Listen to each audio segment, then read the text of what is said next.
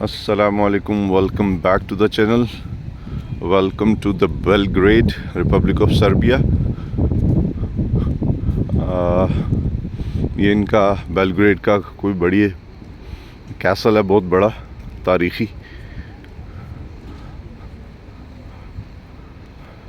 और साथ में बड़ा खूबसूरत पार्क है।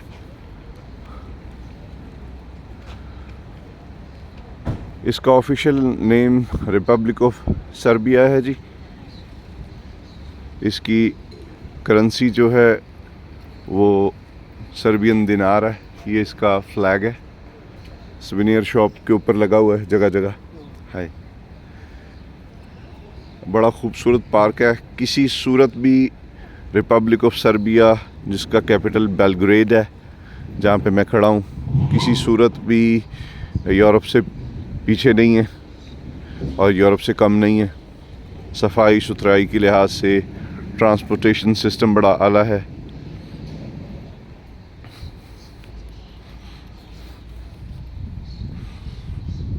बड़ा खूबसूरत पार्क है। This country also the part of the Balkan reason, Balkan states है। और बाल्कन स्टेट्स में मैंने पहले भी आपको पहली वीडियोस में बताया कि Republic of Serbia, Bosnia and Herzegovina, Croatia, Montenegro, Albania, some part of Romania and Bulgaria.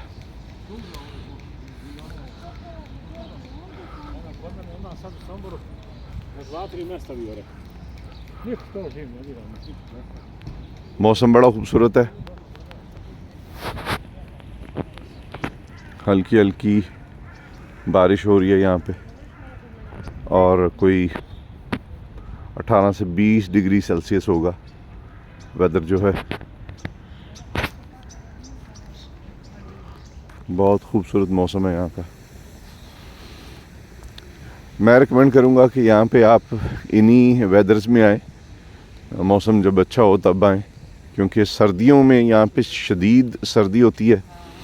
और चूँकि पाकिस्तानी लोग ज़्यादा सर्दी के आदी नहीं हैं, तो इसलिए शायद बीमार हो जाएंगे।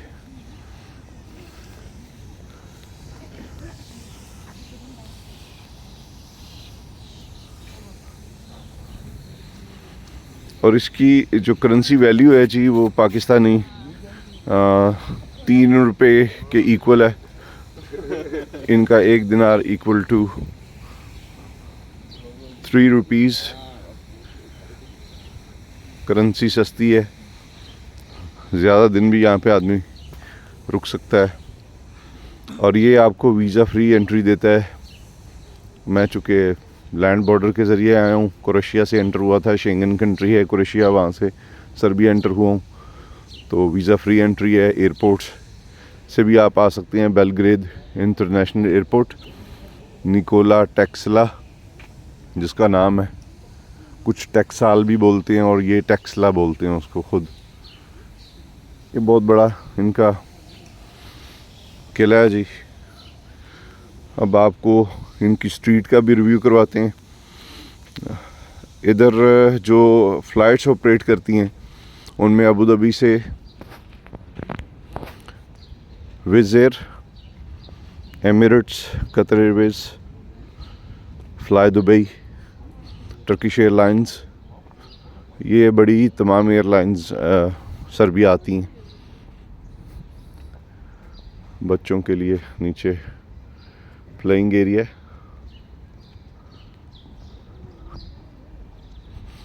बहुत ज़्यादा टूरिस्ट यहाँ पे इसको एक्सप्लोर करते हैं।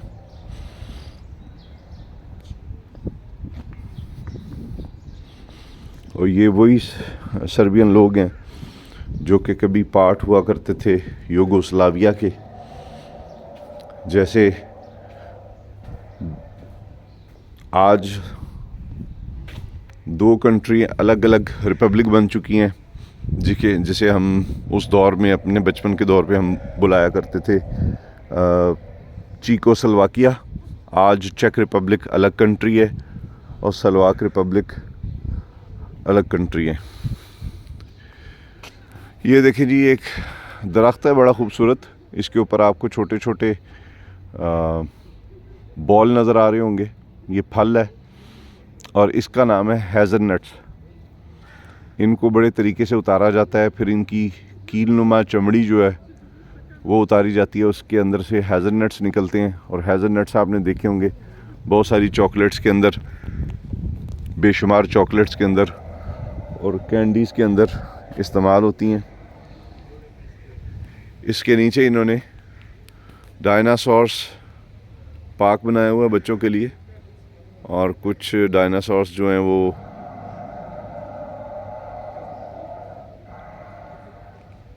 हिलते और आवाज़ें निकालते भी आपको नज़र आ रहे हैं, आर्टिफिशियल।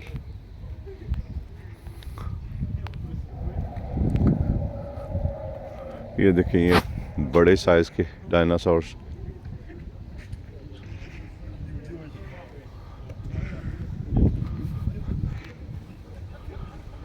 तो जिनके पास यूके, यूएसए और शेंगन वीज़ा है, वो वीज़ा ऑन अराइवल की फैसिलिटी ले सकते हैं बेलग्रेड एयरपोर्ट से या किसी भी लैंड बॉर्डर से। ये कंट्री अपने बॉर्डर्स बहुत सारी कंट्रीज़ के साथ शेयर करता है, लाइक रिपब्लिक ऑफ क्रोएशिया, और उसके अलावा रोमानिया, बल्गारिया, और उसके अलावा ये इनका नेशनल फ्लैग है। इनके अलावा ये अपना बॉर्डर शेयर करता है जी अल्बानिया और मॉन्टीनेग्रो के साथ, और एक बॉर्डर हंगरी के साथ भी शेयर करता है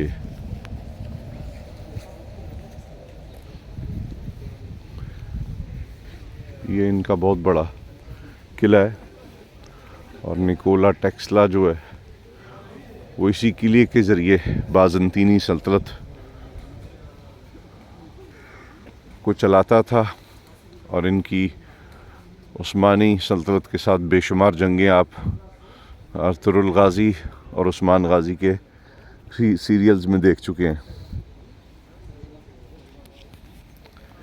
ये एक नेशनल पार्क टाइप है।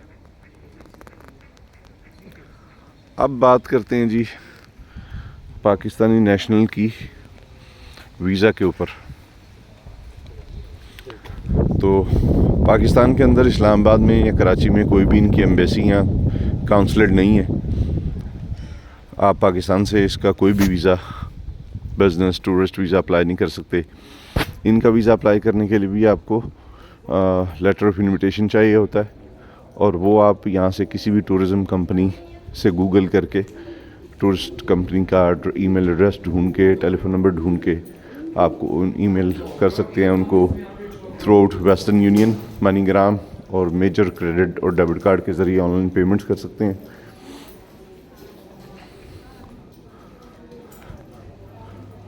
जब आपको लेटर ऑफ इनविटेशन रिसीव होगा, देन आप वीज़ा अप्लाई कर सकते हैं in your neighbour country.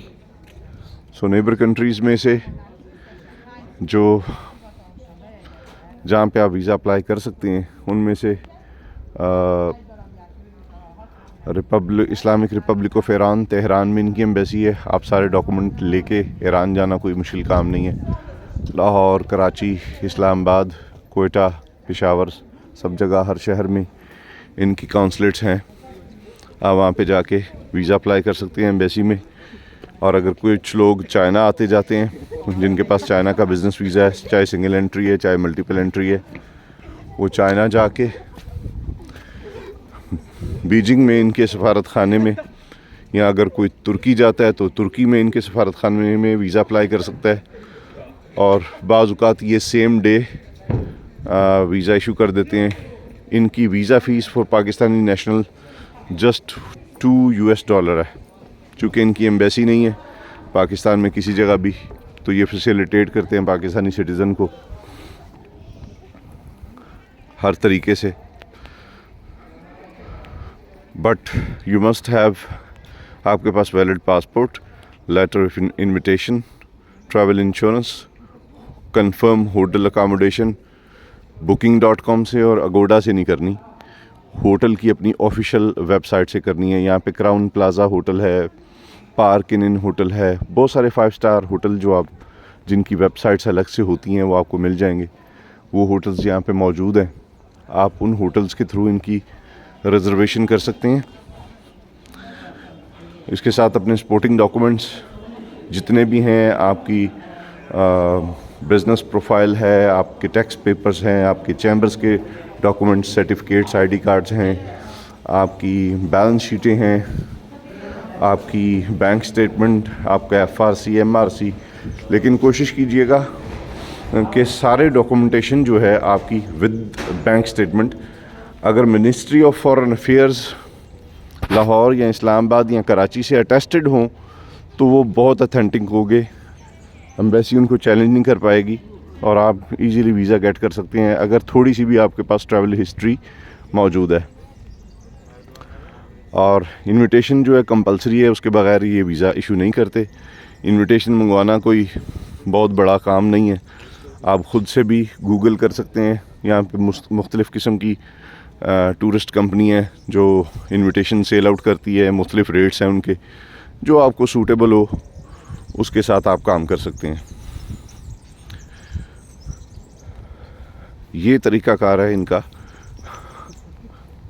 Tourist visa gate करने का, जो मैंने आपको बड़े आसान से और सादे लफ्ज़ों में बयान कर दिया है। लेकिन कोशिश करें आपके पास आपका एमआरसी, एफआरसी, आपका चैम्बर सर्टिफिकेट, आपकी टैक्स रिटर्न्स, ये ऐसी चीज़ें हैं जो हर एम्बेसी को चाहिए होती हैं। तो ये सारी चीज़ें ऑलरेडी आप कभी भी कोई भी वीज़ा अप्लाई करने से पहले अटेस्टेड करवा के रख लें, क्योंकि बार बार तो अटेस्टेड करवाने की ज़रूरत ही नहीं रहेगी इनको मिनिस्ट्री ऑफ फॉरेन अफेयर से, जिसे हम मोफा बोलते हैं। और उसके लिए भी मिनिस्ट्री के ऑफिस जाने की ज़रूरत नहीं है। पाकिस्तान में, पूरे पाकिस्तान में 2 सर्विसेज हैं, एक टीसीएस और एक लेपर्ड सर्विसेज, जो आपसे आपके डॉक्यूमेंट लेते हैं ओरिजिनल, साथ में फ़ोटोकॉपी सेट, आईडी कार्ड की कॉपी, और आपसे वो लेते हैं और ख़ुद ही वो सबमिट करवाते हैं और आपके डोर स्टेप पे आपको डिलीवर कर देते हैं with in 15 to 20 working days के अंदर। तो अगर आपके पास टाइम है, अभी आपने कोई वीज़ा अप्लाई नहीं करना, तो मेरी रिकमेंडेशन है कि इस किस्म के जो डॉक्यूमेंट जो बार बार एम्बेसीज़ को चाहिए होते हैं, उनको आप अटेस्टेड करवा के तो अपनी फ़ाइल में रख लें, ताकि जब कभी यूटिलाइज़ करना हो तो उनकी कलर्स फ़ोटोकॉपी करवा के आप एम्बेसी में दे सकें। और एम्बेसी को भी ये फिर इंश्योर होता है कि ये डॉक्यूमेंट चूँकि attested by the ministry of foreign affair है, तो इसको चैलेंज नहीं किया जाएगा, या उनको एतमाद होगा कि ये डॉक्यूमेंट आपने टेम्पर नहीं किया होगा या 2 नंबर नहीं है। तो ये बेसिक इन्फॉर्मेशन है जी इनके वीज़ा से रिलेटेड। जो लोग यहाँ पे आना चाहते हैं ज़रूर आएँ। सस्ता मुल्क है, साफ़ सुथरा मुल्क है, खूबसूरत है। यूरोज़ ख़र्चने से बेहतर है कि आप यहाँ पे सर्बियन दिनार जो हैं वो ख़र्च करें। बहुत सारे टूरिस्ट आए हुए हैं आज भी, और ये इनका टॉप पॉइंट है इस कैसल का, जहाँ से पूरा बेलग्रेड सिटी जो है वो नज़र आता है। बड़ी तेज़ी से इस कंट्री ने तरक्की की है।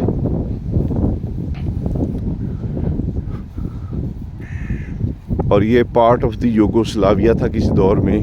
Croatia, Bosnia and Herzegovina, Republic of Serbia,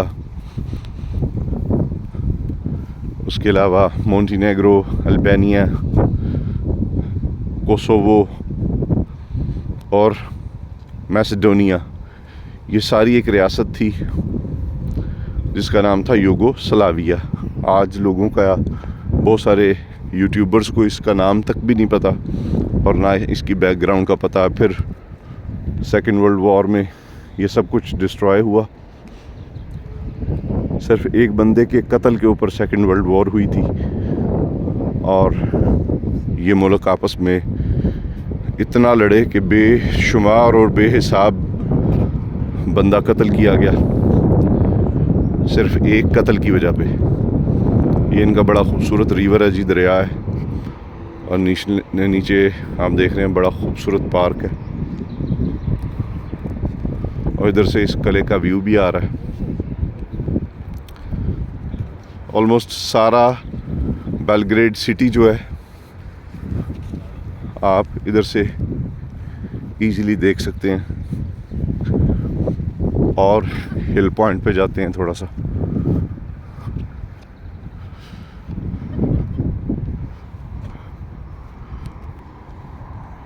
आदमी दिन को यहाँ पे सुबह को आए और शाम को चला जाए तब भी बोर नहीं होगा। ये सारा दरख्तों के पीछे आपको सिटी सेंटर नज़र आ रहा है। मैं दूसरी तरफ जाता हूँ ताकि क्लियर व्यू आपको दिखा सकूँ। इसके वीज़ा से रिलेटेड भी कोई इन्फॉर्मेशन चाहिए हो तो आप मुझे कॉल कर सकते हैं, व्हाट्सएप पे या ईमेल कर सकते हैं। तो I just let you know आपको किस तरह अपनी फ़ाइल को प्रिपेयर करना है। बड़ा खूबसूरत ब्रिज अगर आपको नज़र आ रहा हो तो ये देखें जी, बड़ी तेज़ी से डेवलप कर रहा है सर्बिया अपने आप को।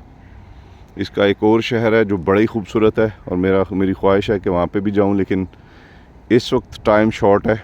फिर कभी इंशाल्लाह मैं ज़रूर जाऊँगा। नोवी सैड बाल्कन रीजन की छोटी सी सिटी है और तकरीबन 30 लाख की आबादी है वहाँ पे,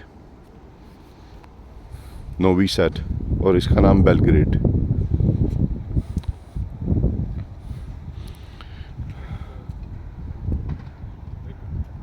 बड़े बड़े होटल, मल्टीनेशनल कंपनीज़ और बहुत कुछ है यहाँ पे देखने वाला। पार्क्स इनके बड़े खूबसूरत हैं। कल्चर इनका ditto copy of the European peoples. लेकिन एक चीज़ का बैरियर जो मुझे यहाँ पे मिला वो है लैंग्वेज।